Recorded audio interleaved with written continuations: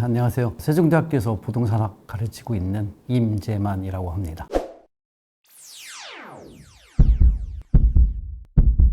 우리가 부동산학을 처음 배울 때 택지란 무엇인가 이런 유형 구분을 하는데요. 일반적으로 이제 우리가 토지라고 하면 택지, 산지, 임지, 농지 이런 식으로 토지를 어떻게 이용하느냐에 따라서 몇 가지 유형으로 나누는데 그 중에 하나가 택지입니다. 이 택지라는 것은 한자로 얘기하면 원래 뜻은 집을 지을 수 있는 땅이라는 뜻인데요. 지금은 이제 그런 건물이 집 말고도 공장이나 상가나 이런 다양한 용도가 있기 때문에 택지라고 하더라도 집만 지을 수 있는 땅이 아니라 아무래도 건물을 지어서 활용할 수 있는 땅이라고 생각하면 택지의 의미가 정확하지 않나 생각이 들고요. 앞에서 잠깐 말씀드린 것처럼 택지 이외의 땅들은 산지나 임지, 농지와 같이 이런 식으로 이제 구분을 하고 있고, 그러니까 도시에서 사용하고 있는 대부분의 토지는 택지라고 분류할 수가 있을 것 같습니다. 현대에서는 사람들이 대부분 도시에 살기 때문에 도시에 사람들이 모여 살 수 있게 토지를 만들어야 되는데, 그게 우리가 쉽게 이제 신도시 개발 같은 거 생각해 보면 사람이 살지 않는 곳에 사람이 살 수 있도록 앞에서 말씀드린 도로나 여러 가지 기반 시설, 그 다음에 집을 지을 수 있는 땅, 공장을 지을 수 있는 땅, 상가를 지을 수 있는 땅, 이런 것들을 적절하게 배분해서 만들어야 되는 거죠. 계속 산업이 변화하고 사람들이 이동하고 하면서 계속 변화하죠. 이런 변화에 따라서 기존 도심지도 또는 기성 시가지도 계속 이런 토지의 이용 변화가 발생을 하는데, 우리가 택지 개발한다고 하면 기본적으로 이런 도시를 만들 수 있는 땅으로 만드는 것과 함께 기존의 택지도 여러 가지 용도를 변화한다거나 또는 용적률이나 건폐율을 변화시킨다거나 와 같은 이런 도시계획까지도 사실상 큰 의미에서 택지 개발이라고 볼 수 있습니다. 예, 크게는 한 두 가지 또는 한 세 가지로 나눠볼 수가 있겠는데요. 첫 번째는 앞에서도 말씀드렸듯이 택지가 아닌 땅을 택지로 만드는 사업이 있죠. 주로 이제 우리가 알고 있는 신도시 개발 같은 게 그런 사업이죠. 이 사업은 이제 과거에 택지개발촉진법이라고 하는 법으로 대규모로 택지를 조성하기 위한 그런 법률로 우리가 경제개발이 급속하게 이루어지는 곳에 이루어질 때 농촌에서 도시로 사람들이 굉장히 많이 이제 이동을 했는데, 도시에는 사람이 살 수 있는 땅도 부족했고 산업 생산 시설도 부족했고 해서 대규모로 택지 개발을 했어야 됐었죠. 이런 이제 필요에 의해서 택지개발촉진법을 개발을 했다. 이제 최근에는 이제 공공주택특별법이라는 법으로 좀 옮겨왔습니다. 이 공공주택특별법은 이런 신도시 개발하는 데 있어서 반드시 공공이 사용할 수 있는 주거 용지를 꼭 개발을 하자, 이런 의미로 좀 강화한 법으로서 이제 공공주택특별법이 있고요. 이 두 법은 지금 현재 다 사용을 하지만 이제 대체로 공공주택특별법으로 지금 현재 우리가 얘기하는 3기 신도시는 공공주택특별법으로 사업을 추진하고 있고요. 이것이 이제 첫 번째 신도시 개발과 같은 방법으로 택지를 개발하는 방법이고요. 기존 도심지에서는 도심지에 가깝지만 또는 도심지 내에 있지만 아직은 택지로 활용되고 있지 않은 토지들이 있습니다. 그건 이제 도시개발법이라는 법으로 조금 규모가 작은 도심지에서 택지를 개발하는 사업이고요. 이것은 앞에서 얘기한 공공주택특별법 같은 방법과 사실은 동일한데, 기존 도심지에 있는 토지를 대상으로 하기 때문에 비교적 규모가 적고, 그래서 방법은 아직까지는 택지로 활용도가 떨어지는 그런 토지를 택지로 바꾸는 그런 면에서 공공주택특별법과 유사한 방법이라고 볼 수가 있겠고요. 다른 분류를 하면 이제 기성도심지 내에 있는 거냐 아니냐에 따라서 공공주택특별법은 기성도심지가 아닌 곳에 있는 토지를 택지로 바꾸는 거고, 도시개발법은 기성도심지에 있지만 택지로서 활용도가 떨어지는 토지를 택지로 바꾸는 거고요. 완벽하게 기성도심지에서도 사람들이 살고 있던 땅이지만 기반시설이 부족하고 주택이 노후한 곳에 있는 지역에서는 이제 재개발이라는 사업으로 하고요. 그다음에 기존의 공동주택 아파트 같은 집이 있었지만 시간이 오래돼서 낡아서 주거 환경이 나빠지고 건물이 노후하고 이런 것들을 다시 집을 지을 수 있는 방법으로 재건축이라고 하는 방법이 있죠. 이 외에도 이제 다양한 방법들이 있는데 크게 나누면 앞에서 말씀드린 것처럼 도심지에서의 택지 개발과 도심지 외에서 택지 개발 이렇게 나눠볼 수가 있겠습니다. 처음 말씀드렸던 공공주택특별법은 LH 같은 큰 공기업이 대규모로 택지를 개발하는 거죠. 그래서 예를 들어 택지를 뭐 한 100만 평을 조성을 했다. 그러면 이 100만 평을 조성하기 위해서는 땅을 사야 되고 아직 택지가 아닌 토지죠. 뭐 농지이거나 또는 임지이거나 산 이런 토지를 사야 되는데 들어가는 돈이 필요하고 그다음에 그 땅을 고르게 조성하고 뭐 도로를 깔고 기반 시설을 설치하고 하는 데 들어가는 비용이 있고 그래서 결국에는 그런 토지를 택지로 조성하는 데 들어가는 비용이 듭니다. 그리고 또 이런 공공주택특별법에서는 일부 토지에 대해서는 공공임대주택을 짓는데 문제는 LH가 이런 사업을 하는데 정부가 재정 지원을 거의 하지 않는다라는 데 있어요. 그러니까 LH는 이렇게 택지를 조성해서 일부 민간에 팔아야지만 그 돈으로 나머지 공공임대주택을 짓는 것 같은 사업을 할 수 있다라는 거죠. 이걸 우리가 이제 보통 교차 보조라고 얘기하는데요. 그러니까 LH가 사업을 통해서 일부 민간에 매각해서 돈을 벌고 그 돈으로 다른 필요한 사업들을 한다라고 하는 방식이죠. 이게 한편으로는 정부의 재정 지원 없이 이런 주거복지를 위한 사업을 할 수 있기 때문에 좋은 모델이다라는 평가를 할 수도 있겠지만 또 한편으로는 이 택지를 조성하기에 필요한 토지를 사실상은 국가의 공권력에 의해서 강제 수용을 하거든요.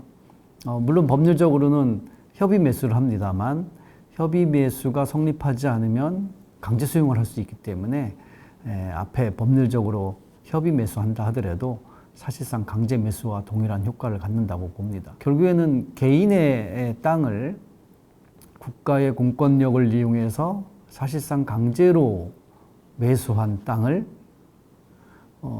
다시 또 어떤 민간에게 매각을 한다는 거죠. 그 다음에 그 민간이 그 땅을 사서 또 막대한 개발 이익을 얻죠. 말하자면 건설사가 집을 지어서 팔면서도 돈을 벌고 그 집을 산 사람들은 또 우리가 정부 정책에 의해서 싸게 분양을 하기 때문에 그 싸게 분양받은 사람들은 막대한 시세 차익을 누리게 되죠. 이 전반적으로 하나하나마다 정책적으로 나름대로 의미는 있습니다만 전체적으로 보면 누군가의 개인이 소유하고 있던 땅을 강제로 매수해서 어떤 개인에게 다시 팔고 그 개인이 그런 국가의 작업을 통해서 이루어진 낮은 가격으로 산 다음에 다시 비싼 가격에 팔 수 있는 이런 막대한 개발 이익을 또 다른 개인에게 주고 있다는 점에서 이게 전반적으로 헌법의 어떤 평등 원칙이나 비례 원칙에 부합하는가, 과연 이런 것이 공공사업인가에 대해서는 많은 의문점이 있다고 생각을 합니다. 이와 같이 공공주택특별법은 공공성에 있어서 문제가 있다. 정부의 재정 지원이 투입되지 않는다는 점에서 문제가 있는 사업이다라고 볼 수가 있겠고요. 두 번째 이제 도시개발 사업은 민간이 사업을 하는 경우가 굉장히 많습니다. 우리가 최근에 뭐 대장동이나 또는 그 양평에서 있었던 사업이나 분명히 공공사업적 성격을 갖고 있는데 민간이 들어와서 사업을 하고 그 민간이 사업을 하기 때문에 거기서 발생하는 막대한 개발 이익이 사실상 사유화된다는 거죠. 이와 같이 이 도시개발 사업은 공공이 제도를 만들어 놨지만 사실상 개발 이익은 다 민간이 가져가는 사업이다. 도시개발 사업을 할 때도 민간이 보유하고 있는 어떤 개인이 갖고 있는 땅을 민간이 살 수 있게 도와주고 거기서 발생하는 개발 이익을 그 민간 건설사나 시행사나 또는 분양받은 사람들이 가져갈 수 있게 만드는 이런 제도이기 때문에 앞에서 공공주택특별법보다는 조금 공공의 개입이 좀 덜하지만 기본적으로 이 제도 역시 공공주택특별법과 마찬가지로 공공이 공익이라고 하는 명분을 내세워서 특정 개인들에게 토지에서 발생하는 이익을 가져갈 수 있도록 하고 있는 제도라는 점에서 또 큰 문제가 있다고 보이고요. 결국에는 지금 우리가 여태까지 얘기했던 택지개발 사업 크게 세 가지 모델을 말씀드렸는데 그 모든 것은 정부의 권한 또는 정부의 제도, 정부의 정책으로 개인의 토지주의 이익을 극대화하는 이런 사업이라는 점에서 전반적으로 토지개발 사업이 갖고 있는 문제라고 요약할 수가 있을 것 같습니다. 저는 두 가지 정도로 생각해 볼 수가 있겠는데요. 첫 번째는 그러니까 이런 토지개발 사업, 택지개발 사업을 하는데 그 사업을 하는 이유는 여러 가지가 있습니다만 대체로 공공임대주택을 짓는 사업을 목적으로 하고 있다고 볼 수 있습니다. 말하자면 주택을 공급하는 거죠. 또 하나는 신도시 같은 경우는 도시를 하나 새로 만드는 거고요. 그런데 도시를 만드는 이유가 일자리 만들거나 무슨 상가를 만드는 거가 목적이 아니라 사람들이 거기서 살 수 있게 하는 게 기본적인 목적이죠. 더 작게 들어오면 도시개발 사업이나 재건축 재개발 사업은 주로 이제 주택이 핵심이 되겠지만 결국에는 사람들이 더 좋은 환경에서 살 수 있도록 해주자는 것이 택지개발 사업이라고 볼 수가 있습니다. 그런데 이 택지개발 사업은 민간이 할 수도 있고 공공이 할 수도 있습니다. 우리나라는 대체로 국가가 주도하는 경제개발 시기를 거치면서 국가가 주도하는 택지개발 사업을 해왔다는 거고요. 이 국가가 주도하는 택지개발 사업을 하면서 상당 부분은 공공임대주택을 짓는데 많은 힘을 쏟아왔습니다. 대부분 나라가 우리 주거 문제와 관련해서 얘기하면 주거 취약계층이라는 얘기를 하는데 취약계층은 일반적인 시장에서 공급되는 주거 서비스에 접근이 어려운 분들을 얘기해요. 이거 누가 책임지냐? 국가가 책임지는 거죠. 이 문제, 주거 취약계층의 주거 문제를 국가가 책임지기 위해서 도시개발 사업이 존재한다라고 볼 수도 있는데 결국은 이 문제는 국가가 책임진다는 거죠. 그런데 앞에서 말씀드린 것처럼 대부분 우리는 국가가 책임지지 않고 국가가 정책적으로나 제도적으로 돈을 벌 수 있도록 만들어준 회사에게 돈을 벌게 하고 그 돈으로 주거복지 사업을 하고 있다는 점에 이제 문제라고 말씀드렸고요. 그래서 이 문제를 해결하는데 가장 좋은 방법은 정부가 직접 책임지는 겁니다. 말하자면 공공임대주택을 짓기 위한 사업을 민간에게 땅을 팔아서 하는 게 아니라 그 땅을 정부가 사주거나 또는 민간에게 그 땅을 팔지 않고도 공공임대주택을 지을 수 있도록 정부가 직접 재정 지원을 하는 거죠. 이게 이제 가장 바람직한 방법이라고 생각이 들고요. 또 하나는 아주 반대로 극단적으로 민간에게 토지를 매각하는 방법도 나쁜 방법만은 아니라고 생각합니다. 다만 우리나라에서는 공용소유를 통해서 민간에게 매각하는 것만큼은 사실상 헌법상의 평등원칙이나 비례원칙에 어긋나다.